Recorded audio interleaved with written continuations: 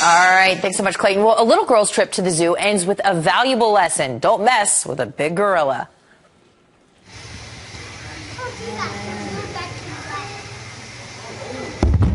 Oh, man.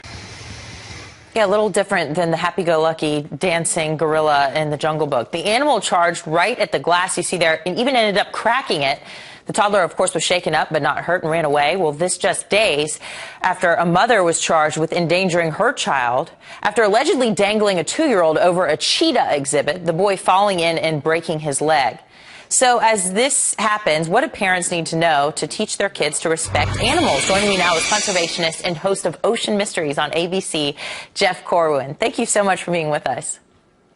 Good morning, Anna. I mean, you would think that this is common sense, right? Don't dangle your child in front of the cheetah exhibit. Don't let your child beat on her chest and taunt the gorillas. But apparently, some parents need some lessons. What are they? Anna, you just stole the word right out of my mouth. This is what keeps blinking in my brain, common sense. The zoo has lots of safety and protocol measures in place to protect the public and to protect the animals that are there. But you need to remember and consider yourself a visitor. How would you act around a stranger you didn't meet? How would you act around a dog that you didn't know? You would exhibit a level of respect and reservation that needs to be applied when we go to a zoo. When you go to a zoo, you're there to learn, you're there to experience. And remember, when you're near cheetahs, the last thing you want to dangle over the railings is something that is about the size of an antelope that cheetah like to eat. Yeah, what does that tell you, actually, that the cheetahs did not attack? I mean, they must be so used to being around humans that, I mean, how do you piece this together? How did these cheetahs not think of this toddler as food? Well, I think it was very lucky for that toddler that maybe the cheetahs had previously eaten or they were distracted. And it is true, these animals work with people on a regular basis. The husbandry for these animals is priority number one, along with the safety of the public, for many of the zoos and aquariums in the United States.